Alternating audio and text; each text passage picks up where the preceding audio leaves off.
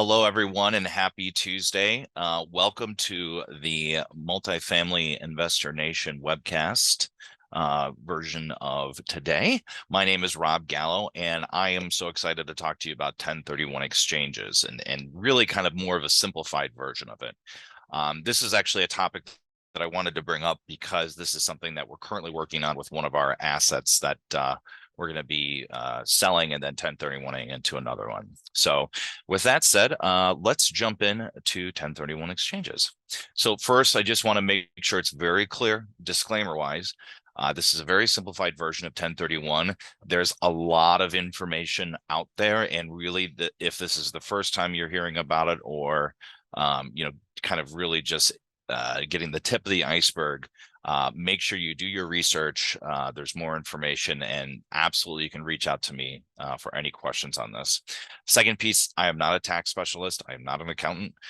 So please consult with a professional for your tax strategy and advice. Let's move on. So in terms of today, I'll do just a quick introduction about myself. We'll spend a little bit of time talking about a 1031 exchange, what it is, as well as the timeline to execute on that exchange. We're also going to talk about qualified intermediaries and kind of what the role it is that they play, and really what the IRS kind of sees them playing as a very successful part of the 1031 exchange. And then just quickly touch on the apartment syndication piece of an exchange and how that differs from really kind of a normal exchange that you'd be doing. So just real quick about me, that's my family there to the right, my wife, Ashley, and our two kids, Hayden and Sienna. We love to travel, but unfortunately, sometimes travel leads to some broken arms, as you can see there with my daughter, Sienna. She's okay, but she's a tough cookie. In terms of my role here at PassiveInvesting.com, I'm the Director of Investor Relations.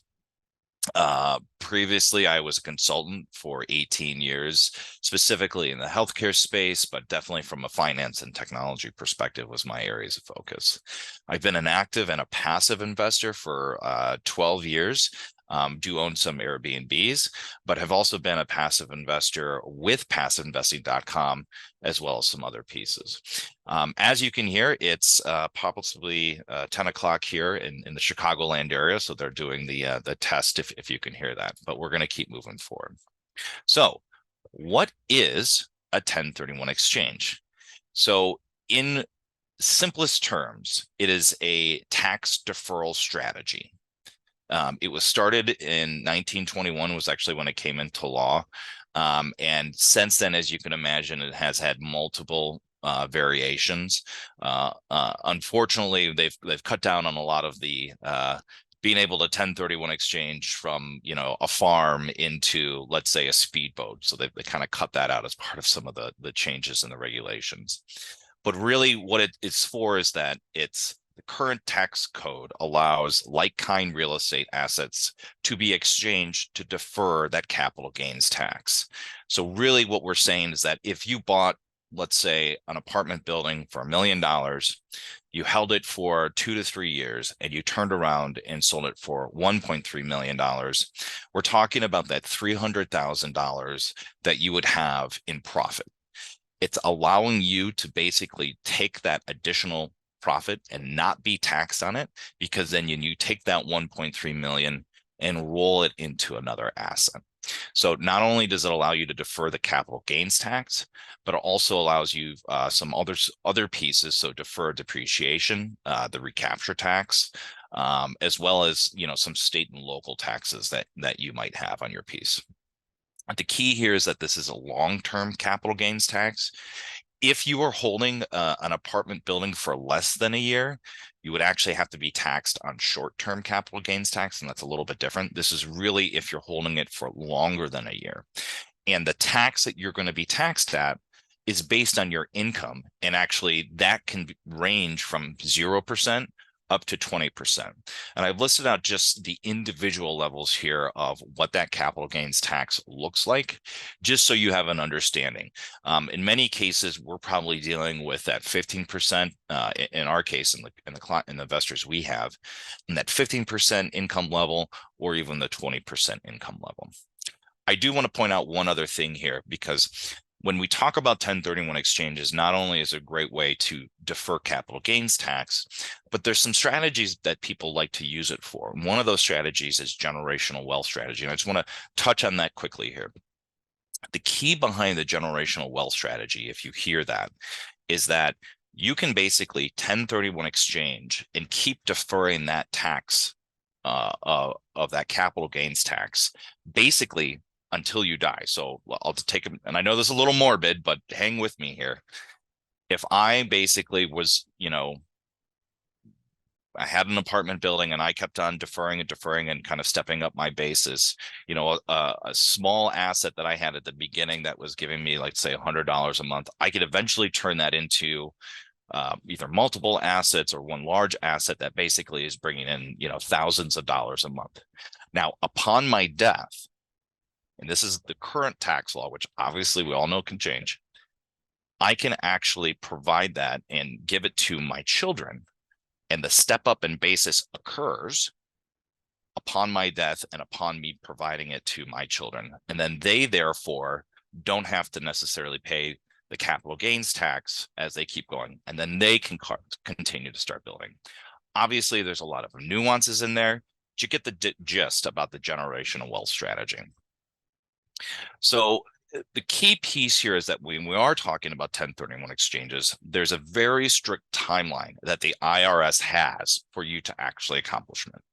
And there's really two specific timelines that you need to be concerned about when you're thinking about a 1031 exchange. The first is 45 days. That means that when you actually close on your asset, so if I'm selling my apartment building of $1.3 million and I'm selling it tomorrow, I have 45 days from tomorrow until I have to identify that next asset that I will be acquiring. Now, the key piece here is that you don't have to necessarily put all your eggs in one basket. You can identify up to 3 assets to say, hey, I've got a lead on a larger apartment building, let's say, locally here in Chicago, or I've got a lead on, let's say, 2 other assets, let's say in the Southeast, that I'm really excited to actually roll these into.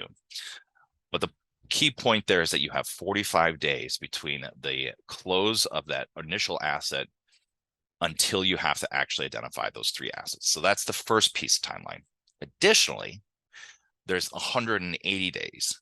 Now, what that means is that, again, within 180 days of you selling on that $1.3 million apartment building, which is tomorrow, I have 180 days until I actually have to close on the next asset. So those timelines there are actually running concurrently. So it's 45 days for the identification and then 180 days for actually closing on that next asset. I want to be very clear about this. If you don't follow those timelines, you will be forced to pay capital gains. The IRS doesn't kid around about this. A lot of people use this, obviously, as you all know, to defer those taxes. So if, let's say, you do mess up and it goes 181 days or it's 47 days before you identify an asset, you will have to pay those capital gains.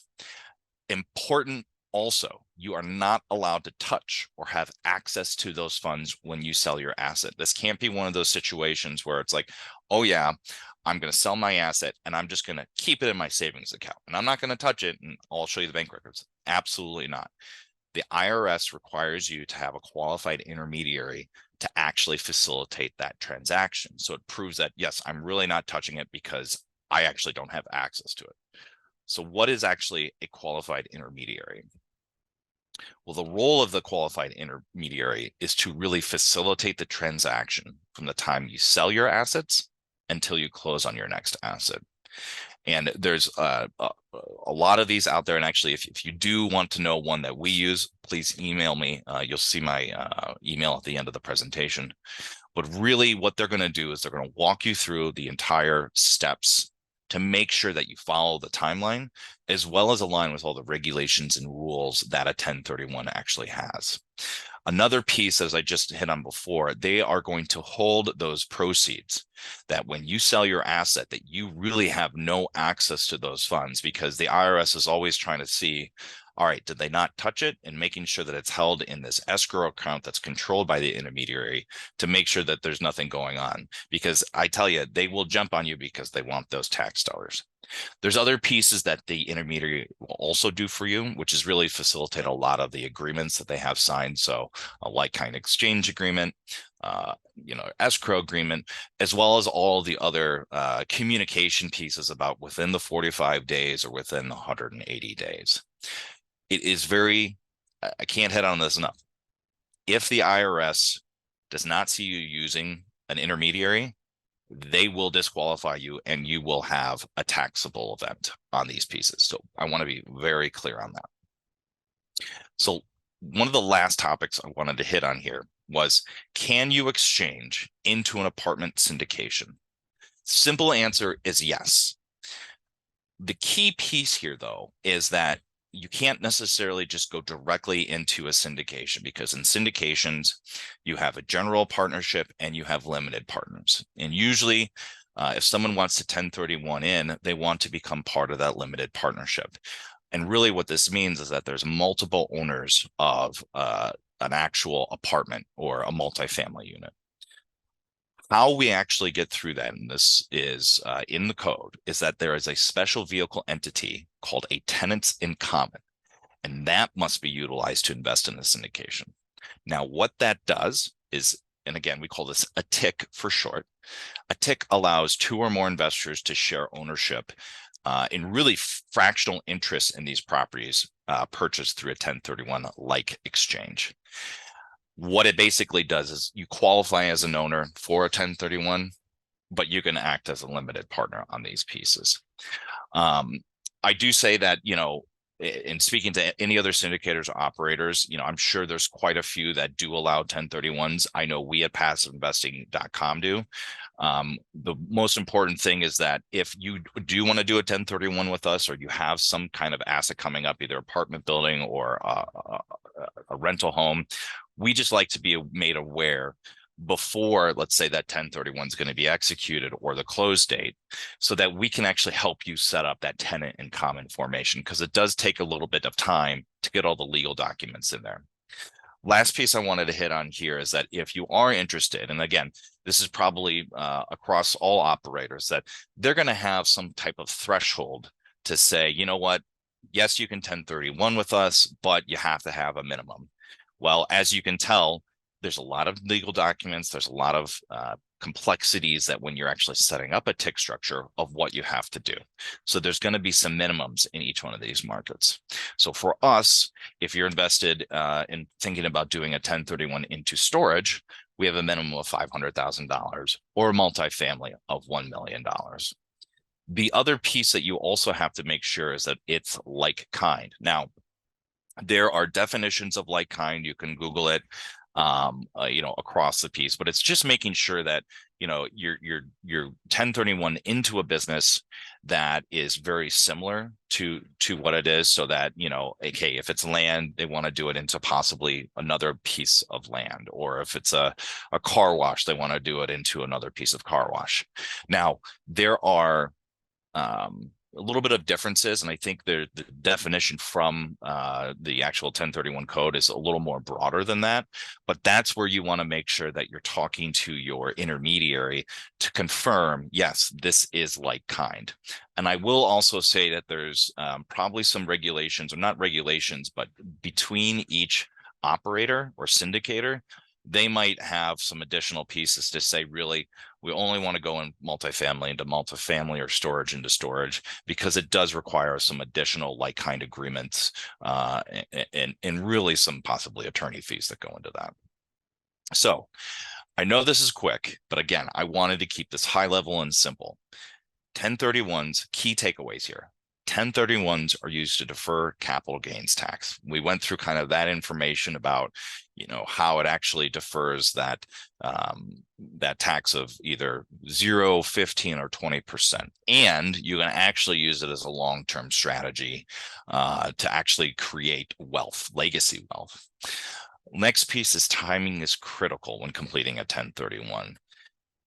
If you are deciding whether or not you want to do a 1031 on your day of close, I would say that is already too late. You need to be moving. You need to be thinking about, even when you're thinking about, hey, should I sell this apartment building?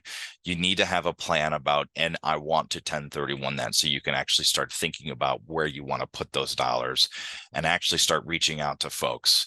If it's another apartment building or another rental or even a syndicator, you should be talking with them beforehand so they can line up the timing. And the last piece here that I want to leave you with is, please use a qualified intermediary to facilitate the transaction. You do not want to get caught in a place where you think you got it, and in reality, it's not going to happen because you're not using an intermediary, and the IRS will come after you and they will tax that gain for you. So I wanted to keep this quick because I know everyone has a busy day. Thank you so much for listening. If you have any questions, please reach out to me, rob@passiveinvesting.com. You can also find me on LinkedIn, Rob Gallo at passiveinvesting.com. Thank you, everyone, and have a great day.